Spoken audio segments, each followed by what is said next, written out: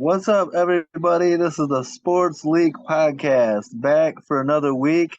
I'm your host, Alex Leak. We got the co-host, Amanda, on as always. Amanda, going into another great week of football, week 13. You excited? Oh, I am. I love when we get that NFC championship game rematch, these, playoff implication games. They're going to be great. And we're seeing everybody kind of show who their true colors are. Because early in the season, you don't really know what's going on with the team. Like coming down the stretch, like we get to see the full abilities and the full like cohesion of the team at this point. So I'm stoked.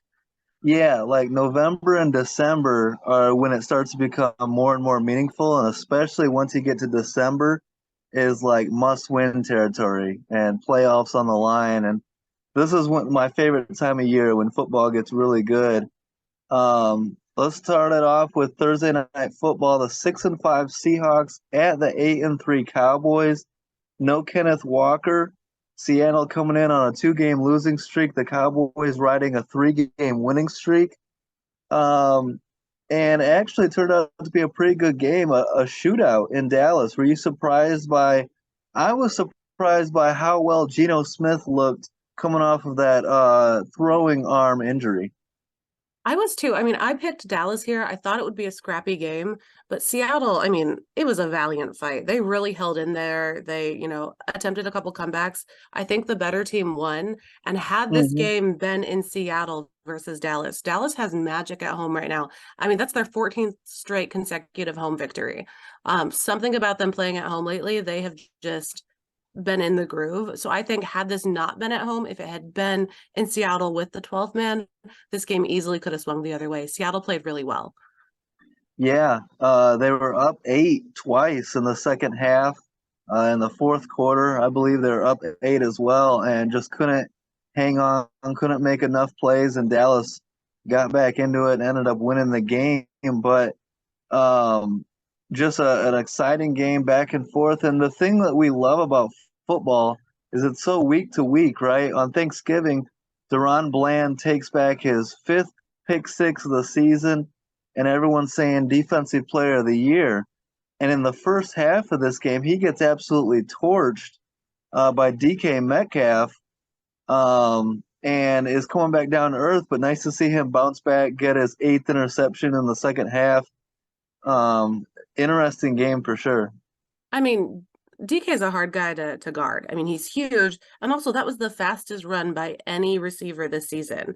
Like, Faster I than mean, Tyreek Hill. That's I was just gonna crazy. say we got the cheetah over here, and he was faster than Tyreek Hill. So I mean, he's a really hard guy to stay on top of. So I'm not really gonna hold that against Bland. He held his own in the second half. He had a couple great plays. So everyone gets torched every now and then, but he didn't let it get to him, and he bounced back when he needed to. I mean, let's talk about DK for a second. Like this is I loved him coming out of college. I And I know. don't I think wanted the Packers to go after him in the draft so bad. yeah, and I don't think even I knew how fast he was. I mean, dude is 6'4", 235, and he was over 22 miles an hour on that touchdown. Like, how do you defend this guy? He can run over you, he can out jump you, and then he can run past you. This dude is crazy. You have to stop him at the beginning of a run. If he gets those legs moving, like it takes him a little bit longer than Tyreek Hill. Tyreek Hill can run at the drop of a hat. DK Yeah, takes, a few strides to get going. So you got to stop him early. You've got 3 yards to get a stop on that guy. If you don't, he's on. you crazy. Yeah, it was a beautiful run. And I mean, I picked Dallas, so I was kind of rooting against it, but I mean, I was cheering for him on that run. It was a stunning play. Yeah, and I messaged you when the Seahawks had a lead and were wearing those throwback jerseys. I was like, damn, I should have picked Seattle with these jerseys. They were looking. Those should be the Seahawks jerseys all the time.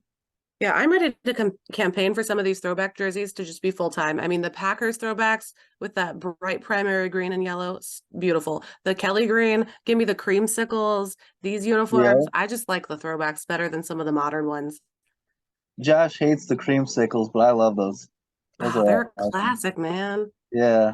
Listen, Uh, Josh, no one's coming to you for fashion advice, bud. yeah. DK Metcalf 6 catches for 134 yards and 3 touchdowns. Geno Smith 334 yards passing, 3 touchdowns, 1 pick. But Dak Prescott has been absolutely on fire of late. He throws, combines for 322 yards, 3 touchdowns, no turnovers. And since week 8, Dak has thrown 20 passing touchdowns and just 2 interceptions. He's red hot right now. And is he the MVP favorite? I mean, he's certainly getting up there. Yeah, and I think it's interesting because people have overlooked him all season. No one, I mean, everyone's a Dallas hater. Like so much of the Mhm. media, unless they're all over Dallas and never shut up about Dallas, you know who I'm talking about. Um, then they're a Dallas hater. And Dak can have better numbers than Jalen Hurts in games, and they'll still only talk about Jalen Hurts' performance. And while Cowboys fans can be obnoxious, you can't overlook how well Dak has been playing. So I'm Yeah. really proud of him for not letting the haters get to him because he has had a lot of negative press and stuff he's had to tune out and ignore. And, kudos to him for ignoring it and just doing his thing. Yeah, they're on a 4 game winning streak right now and have won 6 of their last 7. Now, the question is, can they keep it up? And this is their next 4 games. They're versus the Eagles, which is a very important game in that division. And if you find a way to win this weekend, you could really, you could be right in the thick of things to win that division. And you see how good the Cowboys are at home versus on the road. This is a great opportunity for Dallas coming up. They need that win against the Eagles. Then they go to Buffalo, to Miami, and versus Detroit. If they can continue this hot streak, get a couple road wins here as well, the Cowboys could be contenders. We'll see how they do in the playoffs, but they're capable, and I don't think anyone's ever said they're not capable, right? They got the talent, they got the coaching, they got the quarterback. Can they put it together? This might be their best chance this year. I think the issue with Dallas is we have seen them, I mean, over Tony Romo's career, we have seen them play really well in the regular season, make it towards the end of the season and choke in the final couple weeks, or make it to the first round of the playoffs and choke. So Yeah, I think everyone just kind of ignores Dallas's record and how well they're playing because we expect them to choke when it comes down to it. We don't expect them to be able to do anything with their record or with their division win. yeah, And I mean, that's not fair to Dak. That's not the same team. It's not the same, system. It's not the same coach that everyone was used to from the 2000s. Um, but I think it's kind of nice that they're being overlooked. I think it lets them kind of perform quietly and pull things together a little bit under the radar. yeah. And I'm looking forward to it. It's a chance to write their own narrative. And Dak had a great answer to someone asked him, "How does it feel now to be getting the praise and the hype?"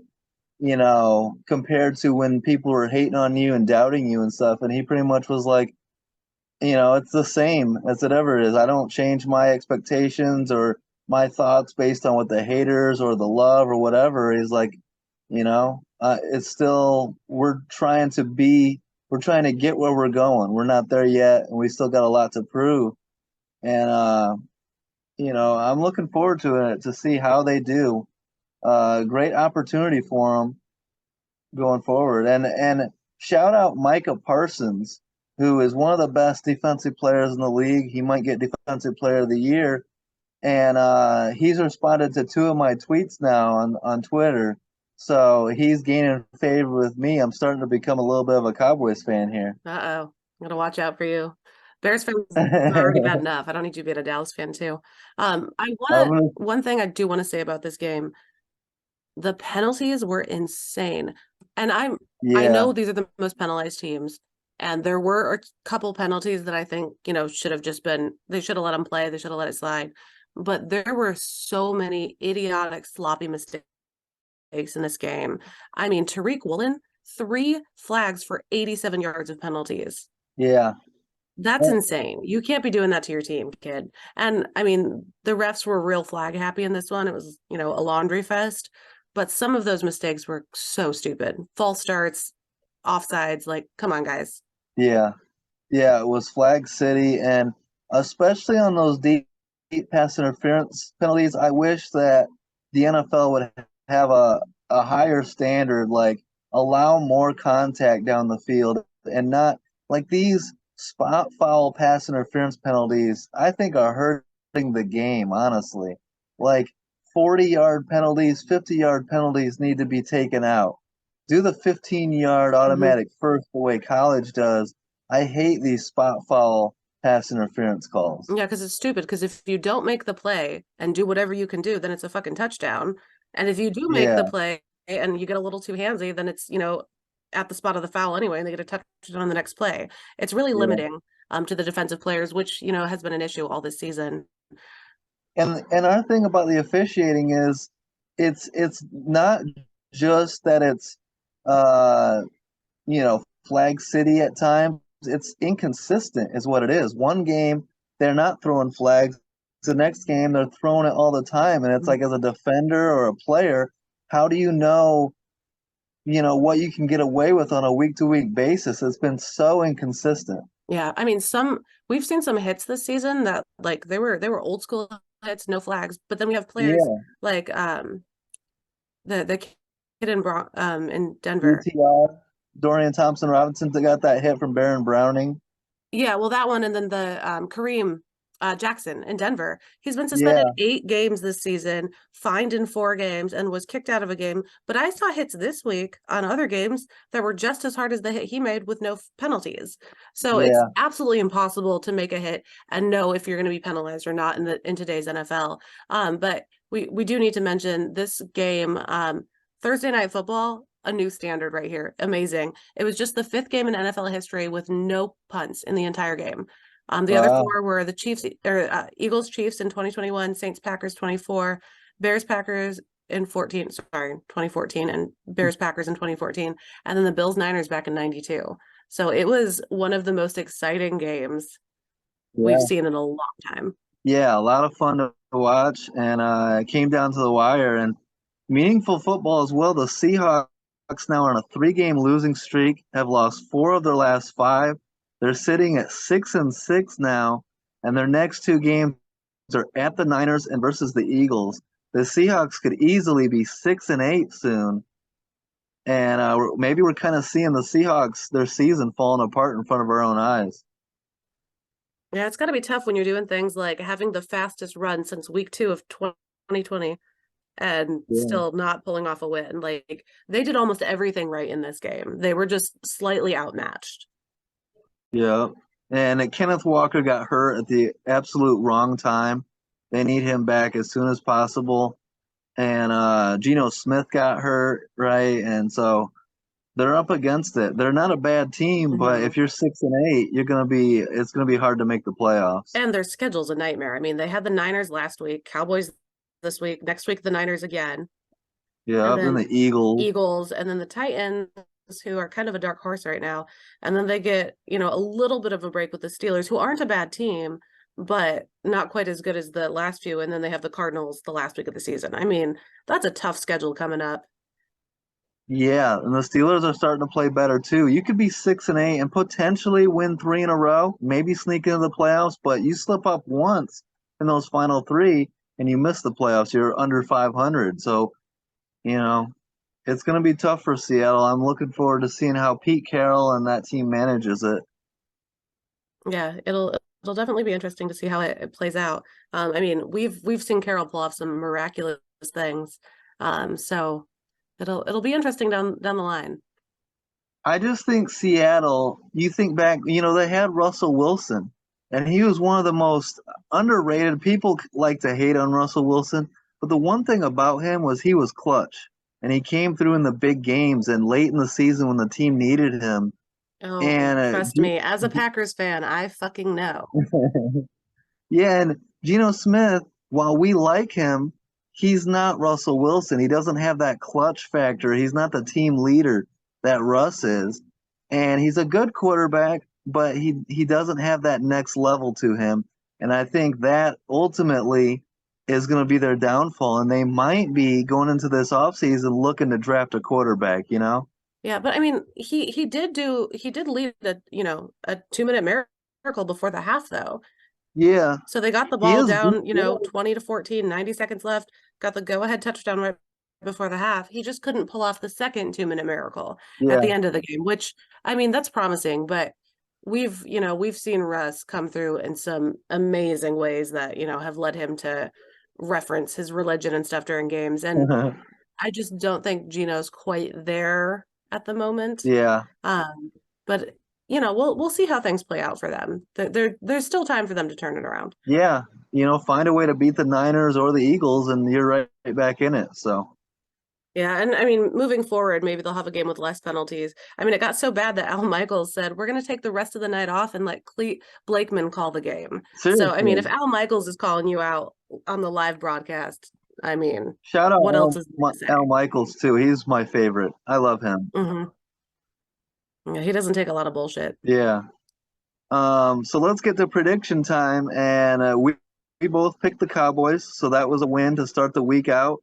What I'm back. What, five or yeah? I think it's 6. It might. Yeah, I think you're right. I'm back 6. Let's get it down to 3 this week. I can feel it coming. I just want to point out he has said that every week for the past 4 weeks. So one way that you made picks up on me, you've caught up with me a little bit over the past, month or so, is I picked against the Broncos in a few wins. So this week, 6-5 Broncos at the 6-5 Texans. I'm picking the Broncos this week, just to clarify. They have really come together. They're one of the hottest teams in the NFL right now. 5 straight victories. That offense has come around so much. They're really clicking. I mean, Russell Wilson, 8 touchdown passes, no interceptions in their past 5 wins. Wow. I mean, Houston, that pass defense allows 252 yards per game against that red hot Broncos offense. I'm really concerned about Houston in this one if they don't really show up on defense. Yeah, you're going to need CJ Stroud to be a miracle worker again. And you're going up against a solid Broncos defense. And to me, this Denver team, they're all around really good right now. Sean Payton's done a great job. I mean, they ran the ball all over the Browns, and the Browns are the best defense in football statistically. Javonte Williams, Samaje Perine. And when you mix the run with the pass, with a good defense, there's no flaws there really. And, keep an eye on the Broncos. If they win this, they could get to 6 straight. I can see potentially 9-game winning streak here and getting up there with Kansas City for the division. So I agree with you. I'm going Broncos in Houston. I believe CJ Stroud is going to keep this game close.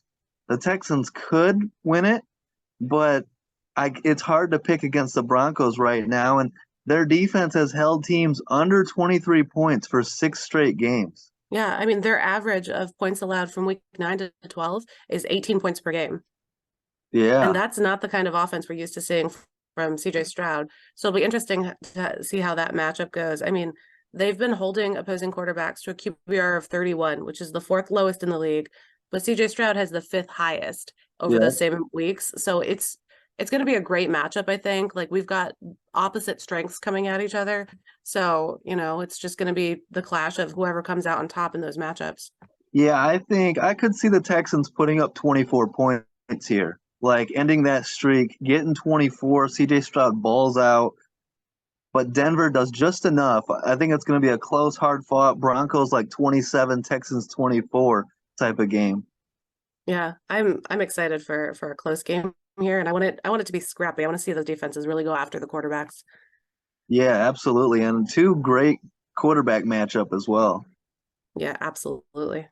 2 clutch guys. Let's go Colts Titans. The 6-5 Colts at the 4-7 Titans.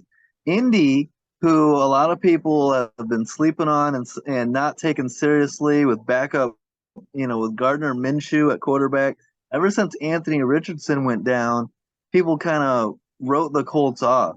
But now they're on a 3-game winning streak. They're above 500 at 6-5, tied with the Texans for 2nd place in the AFC South. Division rivalry game here at the Titans. Titans snapped a 3-game losing streak last week. Jonathan Taylor out once again, or out. He played last game and had 2 touchdowns in a good game. Now he's out. Do you think that plays a big factor in this game in Tennessee? I mean, it could. But I mean, the Colts have managed pretty well with, using the next man up. Um, but I do worry about Yeah. that Colts defense against Derrick Henry. Uh-huh. I mean, Yeah. he's the one who I'll pick to win a game when it comes down to pretty evenly matched teams. Like, all right, well, who has Derrick Henry, perfect. I mean, that's how I picked last week, but Yeah. it's it's going to be tough for the Titans to minimize the Colts rushing attack. I mean, last week they gave up 193 yards, our last matchup that they played. I mean, they can't be giving up 200 yards. And I know without Jonathan Taylor, that's going to be a little bit more challenging. But I mean, Zach Moss isn't anything to scoff at. He's been having a great season too. Yeah, and he had his best career performance against the Titans earlier this year, when he combined for 195 yards and 2 touchdowns and kind of snuck up on the Titans, right? I don't think he's sneaking up on them this week. Mike Vrabel, that defense is going to have all the film on Zach Moss and say, if we stop Zach Moss or slow him down, we can beat this team. So I think they're going to be ready for this matchup. I think the Titans pull this one off. I don't see the Colts winning 4 straight and get to 7-5. I think this is a division rivalry where the Titans get a big home win here, and Will Levis has a good game against the Colts. Yeah, I actually have question marks here because I hadn't fully decided.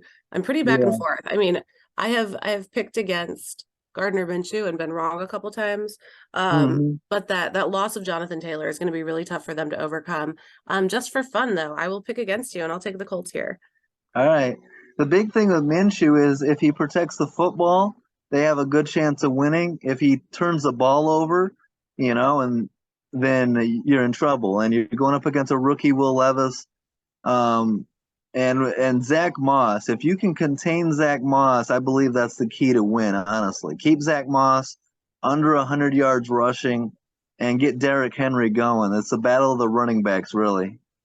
Well, yeah, but I mean the Titans give up the eighth most points to wide receivers. So Yeah, if but Minshew can throw to his own receivers and not to the Titans defense, I um, they might be able to get their air game going a little bit. Yeah, but in the same regard, can Will Levis? We've seen Will Levis be able to throw it down the field to DeAndre Hopkins and Traylon Burks and those guys before. So can he do it again? Yeah, A lot I of don't know. unknowns going into this one. Yeah, I mean that's why my pick was question marks until you made yours. So yeah, absolutely agree with you here. It could easily go either way. Yeah, I'm rooting against Minshew in this one. That's all I know. Fair enough. So let's talk 4-7 Chargers at the 2-9 Patriots. I mean, the Patriots are just bottom of the barrel at this point. I mean, unproductive quarterback. It's been their biggest issue all season, and it's going to stay that way. I mean, they're averaging 167 passing yards per game over their 4-game losing streak. Mac Jones, Bailey Zappi, I mean, 3 touchdowns, 6 interceptions over the past 4 games. Like, Yeah. I mean, is anyone going to pick the Pats here? Yeah, like normally I would absolutely. This would be a game where I'd pick the Patriots, but this isn't your normal Patriots. They're 2-9. They're at home, but they're terrible. They benched Mac Jones finally, and they're starting Bailey Zappi, but they're coming. They lost to Tommy DeVito in Week 12. This is two teams that need a win desperately. The Chargers are on a 3-game losing streak. Patriots are on a 4-game losing streak. But at the end of the day, I trust the Chargers. And the Patriots offense has scored less than 8 points in back-to-back weeks. Their offense is just non-existent. And I think Bailey Zappi is going to be running for his life with Khalil Mack. No Joey Bosa, but Khalil Mack tied for third in the NFL with 13 sacks. So, Khalil Mack very capable of being a game wrecker, and the Patriots offense can't even put up double digits. So give me the Chargers in New England. Yeah, and I mean, with that Chargers defense, there's a lot of individual talent there. I can see the defense putting up the points for the Chargers. So Yeah, you may not need the offense. yeah, All right, let's talk your favorite team to hate on this season. We've got the 8-3 Lions at the 5-6 Saints. I mean, yeah, we've seen turnovers be a huge issue for Detroit the past couple weeks. They had 7 turnovers between the win against Chicago in Week 11 and the Thanksgiving loss to my Packers. I mean, it's an interesting game because New Orleans is just right there in the NFC South but they've only averaged 17 points per game in their past two losses. So how do you see this one playing out? This is going to be a great game. It's going to be hard fought. Um, and my biggest thing out of those 7 turnovers, 6 of them are Jared Goff's. Mm-hmm. And I've been saying this ever since he was with the Rams that Jared Goff is inconsistent, highs and lows. And when he's on his lows, he's a turnover machine. And right now, he's a turnover machine. And can he have a clean game? I don't expect him to because the Saints are one of the best secondaries at forcing turnovers with Paulson Adebo and Teron Matthew and those guys. And can't so they're very capable of forcing turnovers. And with Goff, it's interceptions one week, fumbles the next. He's just all over the place right now. So I gotta pick the Saints. Um, and they're the more desperate team as well. They're on a 2-game losing streak. They're in a very competitive division, so they're desperate. They need the win. Chris Olave, questionable with a concussion, but he practiced fully on Friday, so I expect him to play. No Rashid Shaheed. That's a big loss, but the Lions are also without captain of the defense, linebacker Alex Anzalone. So I think it's a hard fought Saints by like 3 points, but I think the Saints find a way. Hopefully Derek Carr plays well. Yeah, I mean, I think the Saints with their receiver issues is just going to be too much for them to overcome. I mean, they've struggled in the red zone all season, and now Michael Thomas on IR, Rashid Shaheed with that thigh injury. So even if I mean, is he officially out? Rashid Shaheed is out, yes. Okay. I was gonna say even if he played, he's still nursing an injury, and I mean Olave concussion protocol should play, but I mean that's a lot against that. I mean, I don't know. I can't see the Saints pulling this one off. I can see Jared Goff being embarrassed about his past couple weeks of turnovers and being really safe with the ball this week. And that I mean, the Saints didn't score a touchdown last week. Yeah. So even if the Detroit defense isn't great, I mean, I think their offense has enough to overcome a team that couldn't score a single touchdown last week. Yeah, I mean, I think they'll get it going. I think they'll score enough. Yeah, it could be lower scoring. I could see like a 23-20 type Hmm. of game. But yeah, the Lions worry me a little bit. And I know I've been hating on the Lions all season, and their record speaks for itself. They're 8-3. But back-to-back bad games, bad performances, they should be on a 2-game losing streak. And if you look at their schedule, if they don't win this one and snap this bad play in the butt right now, they might go on a losing streak here. And so they need to be very careful. This is the Lions, right? Detroit football. You get into December, the Lions have a history of starting to play some bad football. So I say keep a close eye on this Lions team the rest of the way. Yeah, I mean I have faith in them. This week their practice the entire week was focused on ball security. So at least Hmm. they're addressing some of the issues. I mean, they said that pretty much everything they were doing in practice this week was basically trying to hold on the ball when people are trying to punch it out, like taking sacks while trying to maintain possession of the ball. So I think they're addressing the issues. But I mean, Alvin Kamara might be a bit of a challenge for that defense. I mean, he leads Yeah. all running backs this season, 54 receptions. So we love him. He's on my fantasy team. So uh, I hope he has a good game, but I hope Detroit's offense puts up more points so they pull off the win here. I like Detroit this year, and I'm seeing some young talent developing. Khalif Raymond had a 90 receiving yard game last week, top 10 in the open score. It seems like he's kind of like breaking out a little bit into a nice target for Goff. So I like that for them, especially with some of their receiving issues they've had over the season with drop passes or batted passes to the defense. So yeah, I'm gonna stick with Detroit here because my Detroit picks have been fucking you up all season. So I'll keep that streak going. Let's go Saints. Who dat? Oh God, no. All right, you want to move Look, on to the 5-6 Falcons at the 4-7 Jets? yeah, this is an interesting game. Jets come in on a 4-game losing streak, and look, if the Jets lose this, then the season's pretty much over, and the Aaron Rodgers comeback attempt, there's going to be more and more of this talk of what's the point, right? Because even if he comes back, you're not making the playoffs. This is a last ditch effort for this Jets team to try to get back into this and salvage the season. You're up against a team that isn't that good. 5-6 Falcons, and they're kind of streaky. And uh, can you trust Desmond Ritter, right? And this Jets defense is capable of forcing turnovers and dominating a game. So I know it's Tim Boyle at quarterback, but can the Jets find a way to do just enough to win a low scoring game, right? They've scored less than 14 points in 5 straight games. So hold the Falcons to like 10 or 12. I mean, that needs to be the recipe, don't you think? I mean, yeah, they have to. And I'm intrigued to see how the turnovers play out in this game. I mean, granted, Boyle has only started one game, but they're both averaging 2 turnovers per game. I mean, Ritter has 18 Mm-hmm. turnovers over his 9 starts. Boyle has 2 interceptions in his first start. I mean, if the Jets lose or this game and put up fewer than 2 touchdowns, which I don't think, I mean, I could see the Falcons putting up 17. So if they can't put up at least 2 touchdowns, that would be the longest streak by any team since the 2011 Rams to go 8 straight games with less than 2 touchdowns on the board. That's Yeah. insane. They can't even put up 14 points. Yeah, and if they do, do that, if they do fall to 4-8 and the season's over, they have only themselves to blame because at any point this season, they could have upgraded their backup quarterback position. And they Mm-hmm. stayed hard headed.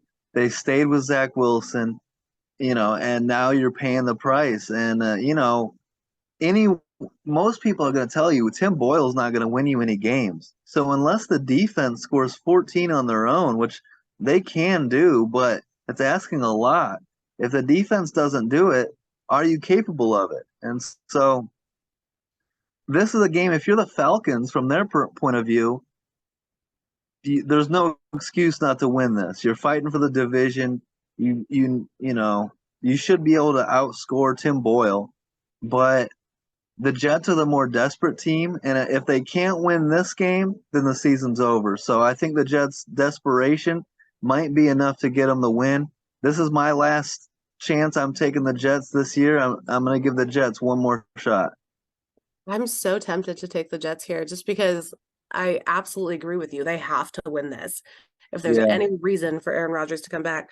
I mean, Tim Boyle is garbage. He was garbage in college. He's been garbage in the pros. He's not good. yeah, But I mean, Ritter has 5 red zone turnovers this season, and I can see that Jets defense taking advantage of that. So I actually have the Jets here too, which yeah, disgusts me as a Packers fan with Tim and Boyle. Because I mean, Tim is just Aaron Rodgers' friend. Like he just hangs around and gets a job because he's homies with Aaron Rodgers. I don't know how that man still has a job. yeah, and my question is: does Aaron Rodgers returning to practice, and all the players can see him Mm-hmm. firing off of that back foot, and throwing with Such a good velocity. morale Yeah, booster. does that boost them up to the point where the defense dominates and they find a way to win? Who knows? And so if they can't win this one, they're not doing it. So let's see it. And neither of us trust the Falcons or Desmond Ritter either. God, no. So No. We've been on interesting the game. Ritter hate train all season. Yeah, it'll be fun to watch either way. Yeah, I hope the Jets pull it off. I mean, I can see that locker room being, hot and buzzy and, Aaron Rodgers with his RELAX and run the table. I mean, we've seen him inspire a team to pull some shit off. But I Yeah. don't know if he can inspire Tim Boyle to not suck. So picking the Jets, but not fully confident in that pick, but we'll see what happens. Yeah, absolutely. Let's go. I mean, Cardinals Steelers. This one could be good, but I don't expect it to. I think the Cardinals are a bad team. They got their ass kicked by the Rams last week. And the Steelers, after firing Matt Canada, looked a lot better last week on offense. And I think the biggest thing is the return of tight end Pat Fryermuth, who led the team in receiving and catches. And the Steelers quietly have won 3 out of their last 4. And their defense has allowed less than 20 points in 7 straight games. And they're getting safety Minka Fitzpatrick back. Quietly, the Steelers could get on a roll here. And this could be a game that, they should win and get to 8-4. So maybe the Steelers are a team to keep an eye on. Yeah, I mean, if they're gonna stay warm and start heating up at the right time, I mean, this is a game to keep that streak going. I mean, the Cardinals are 0-6 on the road, so there's no reason the Steelers should lose this. Yeah. I mean, I know the Cardinals have their starting quarterback back, and James Conner is playing real hot, but I think it's going to be a good fight between that Arizona rushing squad and that Steelers defense. I'm excited to see how that plays out. Yeah, and the Steelers have a nasty defense. Like, no Minka Fitzpatrick for 4 games is a big deal. And so getting him back only solidifies a defense that's already playing pretty well. So to me, this is a no-brainer pick. I think the Steelers win this one comfortably. I absolutely agree with you, but I do think James Conner is going to be playing with a bit of a chip on his shoulder. I mean, Former team. Yeah, he's coming back to Pittsburgh. He played college ball there the first 4 years of his NFL career. I mean, it's always fun to come home and just kind of run all over him. So I can see him just being like, no, give me the ball. I got this. So Yeah. he might be trying to carry that offense, which could be fun to watch. Yeah. Commanders. The Commanders have done some interesting things this season. They really like to mess with, their divisional rivals. We've seen them, beat up on the Eagles a little bit, come really close in some games. But I don't trust them. I mean, they did fire Jack Del Rio after that embarrassing loss to Dallas. But I mean, I don't know if they have what it takes to slow down Miami's offense. Yeah. No, I mean, I heard some people saying the Dolphins might put up 70 again this week. Like, Yeah. you trade away Chase Young, Montez Sweat, you fire Jack Del Rio. They're trending in the wrong direction, and they're on a 3-game losing streak. They might be able to put up some points with Sam Howell, leading the league in passing yards, but the Dolphins defense is also starting to play better as well. Vic Fangio running that defense, and now you got Xavier Howard and Jalen Ramsey on the field together. I just think it's too much for the Commanders to overcome. I don't think the Dolphins are the best team in football, but I think they're good enough to get this win, right? Yeah, I mean, especially this is Ron Rivera's first time calling for defense since 2018 when he was, Yeah. head coach in Carolina. So I think he's going to be a bit rusty. That team has a lot of holes and they've traded away some of their best players. So I don't see them pulling it off. Yeah, I could see the Dolphins winning this one. Like, I think the Dolphins are going to put up 30 plus and hold the Commanders to like 21 or 24.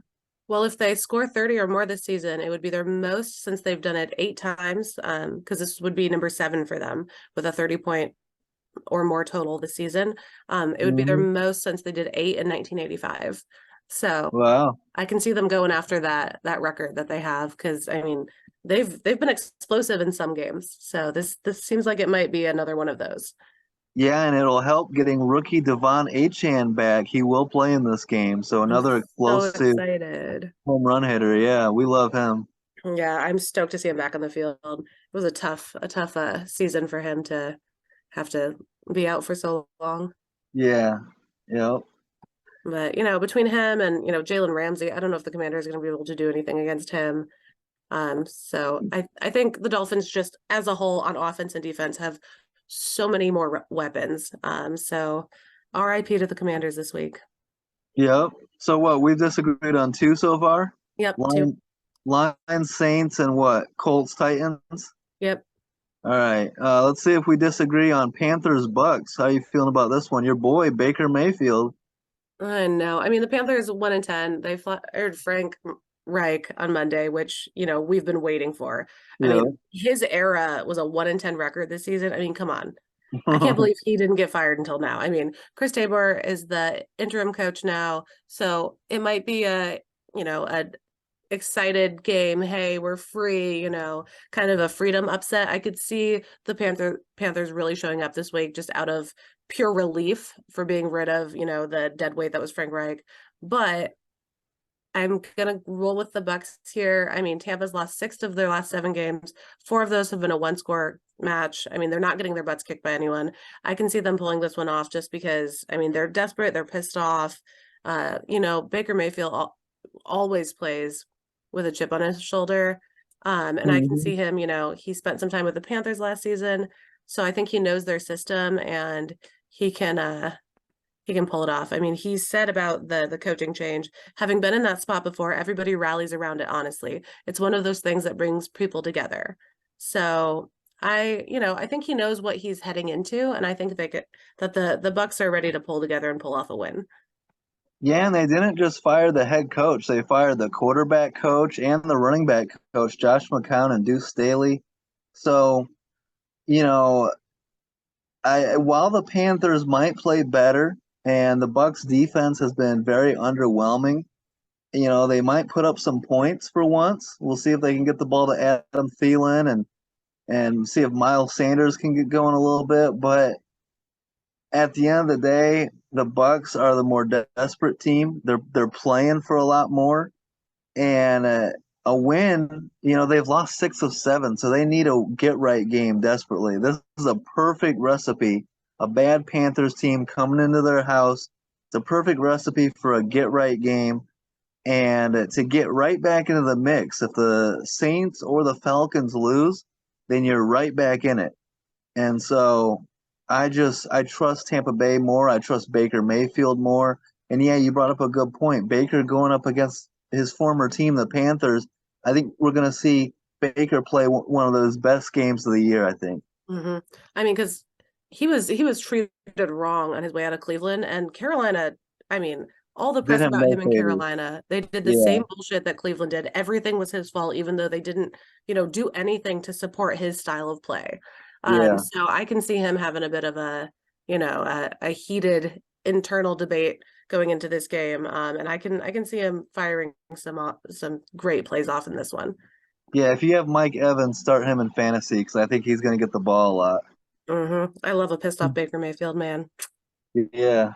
He'll be doing like his celebrations and like rubbing it in, I think.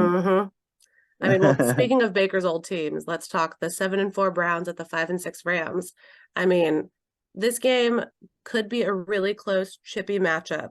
But my issue with picking Cleveland, Dorian Thompson Robinson injured this week. We've got, Myles Garrett. That's another really tough injury to face. But coming in from the, retirement, we've got Joe Flacco stepping into this one. How do you feel about this matchup?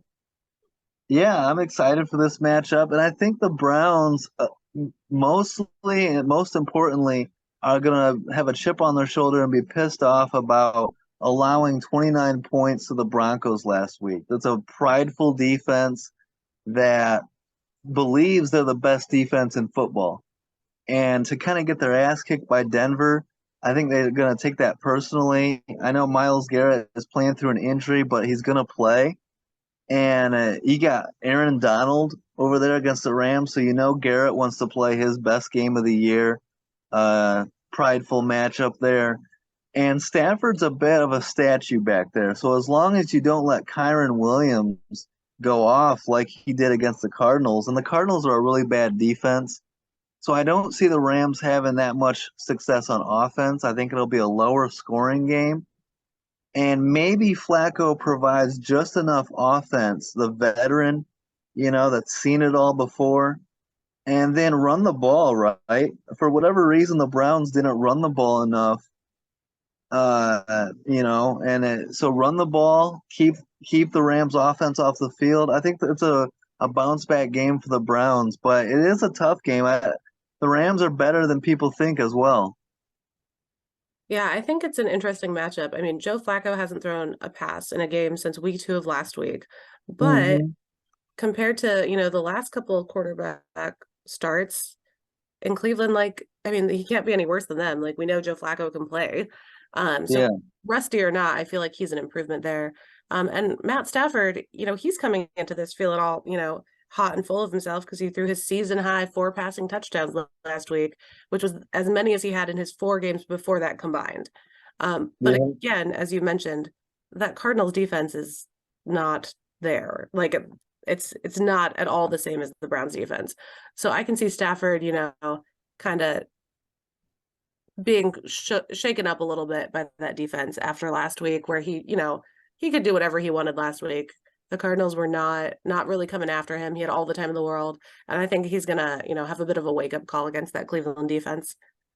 Yeah, I think he's going to get hit hard a few times, and maybe that, forces him to get the ball out quicker, and the ball gets tipped and intercepted. A couple turnovers could play a big role in this game, whether it's Stafford or Flacco. I think the key for both teams is the running game, right? If you're the Browns, feed Jerome Ford and Kareem Hunt. If you're the Rams, feed Kyren Williams and whoever their other running back is, I can't think of. But um, take the pressure off of these two quarterbacks. And this is a toss-up game. It could go either way. But at the end of the day, I trust the Browns, and I think that defense is pissed off about last week. So I think the Browns play a better game than the Rams do. I'm kind of on the fence with this one. I could see Joe Flacco needing a week to warm up. I could Yeah, absolutely see them pulling off a good game next week, but I don't know about this one.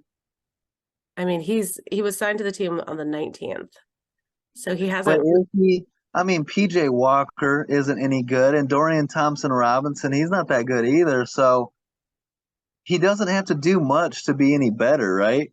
No, he just needs to be better than the Rams. He doesn't need to be Yeah, better than their other quarterbacks. I mean, we knew they were garbage. yeah. I want to take the Browns here, but I'm going to stick with my Browns pick. But if we don't disagree on a few more, then I'll go back and reevaluate and let you know Sunday morning. All right. Um, yeah, I mean, it is a toss up, so I can't blame you either way. Stafford has a history of turnovers, and against the Mhm. Browns defense, I could see a couple turnovers coming into play. Oh yeah, I mean we know Stafford so well from the NFC North, so Yeah, we know how he is. But yeah. it's an interesting spot for a team who I mean Flacco is he's getting up there in age. No offense, Joe, not talking shit about old men, but I mean you might be a little rusty. I don't know how well those joints are working. Oh yeah, Flacco's not that good anymore. He's old. He Yeah, might turn the ball over himself. So it's and he has, like you said, he's rusty. We have no idea what we're going to see from Flacco. And yeah. on top of that, the Seahawks fall to 6-6. So this is an opportunity for the Rams to get to 6-6. So hmm So the Rams might be coming into this one feeling a little desperate. So I could see the yeah, Rams pulling it off. You know what? Fuck it. I'll switch to the Rams here just to mix it up a little bit because I feel like we agree on the last 3 games of the yeah. week. So we'll swap this one out. Plus, you got a 6-game lead. Don't worry about it, Amanda. Don't if I win a couple here or there and get back into it, it's okay. Yeah, sure it is. All right, so let's talk about a game. So I think this game, I mean, it's the NFC Championship rematch. We've got the 49ers who are 8-3, if the Eagles 10-1. I mean, we know what happened last year. The Eagles pulled off a win in that championship game, went on to the Super Bowl, but Brock Purdy went out in, halfway through the first quarter in that game hmm with an injury and didn't come back in. So everyone said during that game, oh, if Purdy had stayed in, we would have pulled off the win. If he hadn't been injured, we would have gone to the Super Bowl and won. So this is a great chance for the Niners to step in and prove all of that shit talking and all of those statements and all of those no, if only statements true. I Yeah. mean, how do you feel about this matchup? We know the Eagles are red hot right now. I mean, we've seen them making second half comebacks week after week. They have very similar sack totals. I mean, San Francisco has 33, Philadelphia has 32. I mean, Hurts has more turnovers, but Purdy is at 70% completion this season. I mean, how are you feeling about this? I can't wait for this matchup. This is, in my opinion, the battle of the two best teams in the NFL. Like Agreed. if these guys should be playing for the Super Bowl, and this is last year's NFC Championship game rematch. This is a preview of this year's NFC Championship game. The two hmm best teams. Both teams coming in hot. Eagles on a 5-game winning streak. Niners on a 3-game winning streak. The Niners offense is healthy. You got Debo, Christian McCaffrey, George Kittle, Brock Purdy. They're ready to go. And I think the Niners are out to, exactly like you said, make a statement in this game. The Niners, in my opinion, are the most efficient offense in football. Like, they Brock Purdy isn't the best quarterback in football, but he's a good decision maker. He's an accurate passer. And Shanahan just schemes dudes open, and not just open, wide ass open. And then on top of that, Christian McCaffrey is damn near in the MVP conversation. White boy running back that you just can't stop. And so the Niners are, in my opinion, coming in here trying to make a statement. This is going to be the game of the year, in my opinion. And I can't wait. And I think the Niners are going to come in here. The Eagles aren't going to go 16-1. They could have lost to the Chiefs. They could have lost to the Bills. And at some point, they're going to They take could have lost to the Commanders in either of those games. Yeah, they're not perfect, and they're going to lose a game at some point. And I think this is a game that they lose. Um, I just think the Niners are going to do enough to pull off the win, and give me the Niners. Honestly, like they're just so tough to stop on offense. You look at that Seahawks game; they were just dicing them up, right? Yeah. I mean, and the Eagles are 29th against the pass. Like Yeah, their rushing defense is great. So McCaffrey might be slowed in this game, but they've got weapons elsewhere. I mean, they've got receiving weapons, they've got running weapons. So I mean, in the past we've seen, so far this season, the Eagles on average have allowed 85 yards per game on the ground. Third best in the league. That looks great. However, their past couple weeks, they've given up 346 yards. So while their overall average looks great, the past 2 weeks, they're falling apart against the rush. So, McCaffrey might still have a great breakout game, but even if they hold him back, we know they're not good against the pass. And I think Purdy is going to just dice him up, as you said. yeah. I mean, it's gonna be fun. It's gonna be hard hitting. Both those D lines are so nasty. We're gonna see how can Purdy, get the ball out quick and avoid that nasty pass rush, and can Jalen Hurts do his magic and avoid, Chase Young and Nick Bosa and those dudes. So Javon Hargrave, right, former Eagle, coming after him. Mhm. So this is just the best game, the best matchup of the year, honestly, and it's going to be a Yeah. lot of fun. And hopefully, it's matchup number one, and we see a rematch in the NFC Championship game. But the Niners are on a mission, I believe, going into this one to make a statement, and I think they do. And even so, I think it's probably a 3-point difference, right? Let's go like 27-24 Niners. Uh, and it's going to come down to the wire, and maybe it's a game-winning touchdown drive or a game-winning field goal. But it's going to be great football regardless. I think it's going to be a bit higher scoring than that. But something Yeah. that's exciting to me in this matchup. So the Eagles have the highest point total in the NFL in the second half of the game. Mm-hmm. But the Niners, so the Eagles have been averaging almost 15 points in the second half, highest in the NFL. The Niners only allow 6.6 points in the second half, which is the fewest in the NFL. So that is such a great matchup. We've got, the best versus the best in the Yeah. same situation there. So I'm stoked to see that matchup. And the Niners, I mean, they've had a few extra days of rest because they played on Thanksgiving. So they had, 3 extra days to hang out, relax, get ready for this matchup. And they've been focusing on this one because this is a tough matchup for them. So, we've got, a couple extra days here. And I know Tyreek Hill is having an insane season, but Brandon Ayuk flying under the radar a little bit. I Oh mean, yeah. his numbers this season would rank third by any player in a season since 07, behind Hill this season and Steve Smith in 08. I mean, that's insane. Top 3 in the past, what is that, 17 years, 16 years? And no one's Yeah. even talking about it really because Hill is insane and DK Metcalf is faster than Hill on that one run. So he's kind of quietly putting up insane numbers. And I gotta put my money on Purdy and Ayuk in this one. Yeah, it's just a model of efficiency on offense. Mhm. I don't think we've seen an efficient offense like this since like the Greatest Show on Turf with Kurt Warner, Marshall Falk, Isaac Bruce, Torrey Holt, Azakim, right? Like I just don't know, and it's a great test for Philly's defense. Like if you're truly, the best team in football, how do you handle an offense that really no one else has been able to figure out? So it's like you said, the best versus the best. It's going to be so much fun.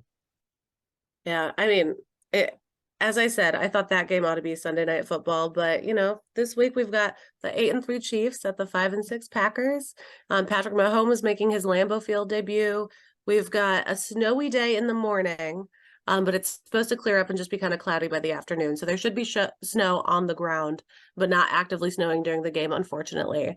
Jordan Mhm. Love's Sunday Night Football debut.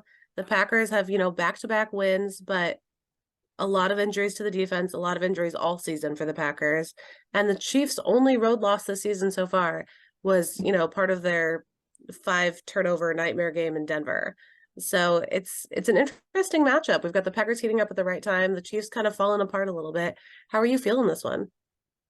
This is going to be a great game as well. I think that like you're gonna Mahomes Lambeau debut is going to be fun to see, and he's going to be stoked and trying to show out not only in Lambeau in a night game but on prime time. But at the same time, you've got Jordan Love, who for the first time in his career, back-to-back games with over 100 passer rating. Christian Watson coming off his best game as a pro. No Aaron Jones again, so that's a negative for Green Bay, but no Jerick McKinnon for the Chiefs. And Kansas City navigating a bumpy part of their season, 2-2 in their last four. So can they get, you know, a big win here, get back on the right path, get back on a winning streak, or can Green Bay get on they're on their first winning streak of the season. Can they keep the ball rolling, not only for the team, but for Jordan Love as well? So a big opportunity for both teams. And being in Lambeau, I've like as a Bears fan, I hate to say it, but I've liked what I've seen from Green Bay the past two games, and Jordan Love is playing with confidence right now, and I don't really see that going away. Like I feel like he's going to keep the ball rolling, and the only thing that could hurt him is no Aaron Jones. But like, what do you expect? I mean, you have to be happy with what you've seen from the Packers the past two games. Yeah, I mean, I like the glimmers of hope this season. I, don't have any expectations of a postseason run here, but them, being in the hunt stresses me out a little bit because if they pull off this win, I will have to Yeah, fully get on the, Packers postseason bandwagon. Because I tried not to have any expectations this season. Packers fans are spoiled. We've had, back-to-back Hall of Fame quarterbacks. So you know what? If we need a few years to rebuild, it's fine. Don't expect anything out of them. But man, if they're not making me feel a little bit hopeful, if they pull off this win, I'm gonna, have to be all in on them this season. But I mean, the Packers are completely undefeated since Matt LaFleur took over in 2019 in the month of December. They're 15-0. So we yeah. like December games. We like to heat up at the right time of the season. Jordan Love's first NFL start was at Kansas City. It was a loss 13-7 back in November 2021. So, Jordan Love might have a little bit of an internal fire there about that. But I don't know, man. That Packers O line is so beat up. The Packers defense is beat up. I can see Love getting sacked quite a bit here. I mean, he's also doing a good job of getting the ball out quickly too. Um, I just there's something about the Packers right now. They're kind of clicking, and also on defense, Rashawn Gary. How about that? What, 3 sack, 2 forced fumble Hmm. performance last week? He was beautiful. Yeah. So, I don't know. I mean, I'm gonna wait until you make your pick here, and then I'm gonna make my pick. No, don't do that. Um, so one thing that gives me hope is the Chiefs defense is very vulnerable when it comes to stopping the run. hmm So Green Bay, obviously missing Aaron Jones is a tough loss, but our AJ Dillon combo with, whichever rookie we're rotating in has been working the past couple weeks when Jones can't, produce as much. So I That could be an interesting matchup. And we have seen some of our receivers actually get open and make catches, which has, been nice because the first couple weeks of the season, not so much. Yeah, I don't know. I am so back and forth. I want to pick the Chiefs just so that way I'm not super pissed when the Packers lose. But also, I'm feeling very optimistic about the Packers pulling off a win. And if you pick the Chiefs, just know that not only am I closing the gap on your lead, but I'm doing it by picking your Packers, and that's what's the fun part about Yeah, I don't know. it. I have the Packers written as my pick for the record, but there are a bunch of question marks. Um, I just worry about Rashee Rice against that Green Bay defense. I mean, against the Raiders, set his season highs in targets, receptions, receiving yards, fantasy points. I mean, he had the most receiving yards by a Chiefs rookie since Dwayne Bowie, Mm-hmm. in '07. But, well, yeah. I don't know how to say his name. So I'm a little scared. And then, over the past 2 weeks, we let Amon St. Brown run all over us and Keenan Allen run all over us. So I'm I'm grateful that MVS is on the Chiefs. Although they only gave him one target for -1 yards last week after his rough game the week prior. Because I trust our receivers a bit more than the Kansas City receiving core, but Rashee Rice makes me a little nervous. I don't know. Fuck it, I'll take the Packers and then I'll just be pissed off. I mean, yeah. I mean, I'm gonna go Green Bay here. Like, I'm a Chiefs hater. I'm not a big fan of the Chiefs. I think that they're a tad overrated.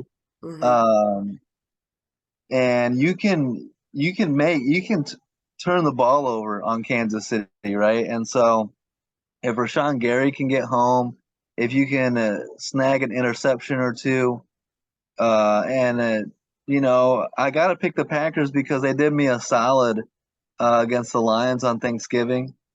So, and I just think they got it rolling right now. I mean, and there's an opportunity here to get to 500, get to 6-6, and go on a run. And so, I think they're capable of it for sure. I think it's going to be a great game. I don't see either team blowing this one out. Yeah, I think it'll be a good matchup. I hope that the Packers show up. I do worry Taylor Swift is supposed to be there, so I do worry that Kelsey is going to be trying to show off. But man, I would love to shut them up by just beating them by 20 with, Taylor Swift in attendance because, there was that game, Jordan Love's first start in Kansas City, where the Kansas City Chiefs organization hosted our starting quarterback's family and they put him up in the fucking nosebleeds. Jordan Love's Mhm. mom couldn't even see the field from where she was sitting, which is so rude, so Yeah. inconsiderate. Like, that's just offensive, man. So, you know what? I hope that the cameras go into Taylor Swift and she's looking depressed and scared and sad the whole game because football should not be about somebody's girlfriend. I don't want to see that shit on the broadcast. So I hope the Packers just have a great blowout home game and embarrass the Chiefs, but I don't know if that's actually going to happen. So I will conservatively be optimistic here and pick the Packers, but we will see what happens. Taylor Swift being there can only hurt the Chiefs' chances. I mean, And aren't they undefeated with games that she's attended though? yeah, but usually, right? And we said this. I forget what game it was, but Taylor Swift was there. It was the Jets game where the refs kind of took over the game and made sure that on Swift night that the Chiefs got the win. This was in Lambeau on Sunday night. I'm a Bears fan. Believe me, the refs are not screwing over the Packers in Lambeau on Sunday night. The refs are going to benefit the Packers here, if anything. So give me Green Bay at home. All right. So I thought we were going to disagree more this week. You came in talking a big game about how we weren't going to agree much, but we've got 3 games and two of them, one of us had to pull a pick differently to disagree on. So let's Well, talk. I'm gonna sweep the 3 games we disagree on. So that's all Okay, we so I'll still need. have a 3-game lead. Ooh. All right, let's talk 5-6 Bengals at the 8-3 Jags. So I mean, Jake Browning looked more capable this past week. I mean, he got the ball out quick for the Bengals, but they still let him get beat up a little bit. He had 4 sacks in his debut. Jacksonville looking a little bit better, even though they've gotten their butts kicked at home a couple times. How are you feeling about this matchup? This is an easy pick for me. This is the Jags big. Just don't play with your food, Jaguars. We've seen those videotapes of those jaguars, playing with a deer meat or an animal that it caught and taking it up in a tree to slowly nibble on it. Don't do that, Jacksonville. Cut the head off of this Bengal tiger and win this game by double digits or 20 points if you need to. Trevor Lawrence is greater than Jake Browning on his best day. The Jags are definitely the better team here. And Josh Allen, not the Bills Josh Allen, the Jags Josh Allen, with a career high 12 sacks this season. He's going to get after Jake Browning. Jaguars all day. Yeah, I absolutely agree with you here. I mean, the Jags haven't played a Monday Night Football game in 12 years. So Yeah. I can see the crowd losing their minds, the team being all amped up and ready to go. I mean, Trevor Lawrence has put up 303 passing yards average over the past 2 weeks. So I mean, I'm bummed this matchup isn't Joe Burrow, Trevor Lawrence. Yeah. However, since it's not, like it's an easy pick. I mean, Christian Kirk, Travis Etienne, I mean, they're both going to have insane games here. The Bengals are the worst defense in the NFL in yards allowed per play. That secondary is very young. Yeah. The Jags are going to dice them up. Cam Taylor Britt, their best corner, is out. I got the Jags 31-13, and it's a statement game for Jacksonville on prime time at home on Monday night. And the Jags are also going for the number 1 seed. And keep an eye on Jacksonville because they are dangerous. It's not just Trevor Lawrence in that offense, but that defense it ain't too bad either.